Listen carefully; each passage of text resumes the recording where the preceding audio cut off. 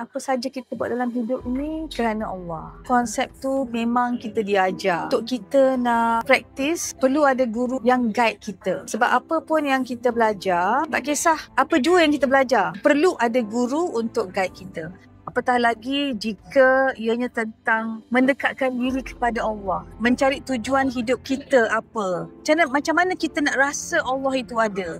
Macam mana kita nak hadirkan cinta kita, kasih dan sayang kita kepada Rasulullah SAW. Jadi perlu ada guru. Sebab kata orang, hidayah itu milik Allah. Tapi ada kalanya benda tu mungkin datang daripada ajakan kawan-kawan, adik-beradik, ataupun mungkin terlintas di social media bila kita scroll.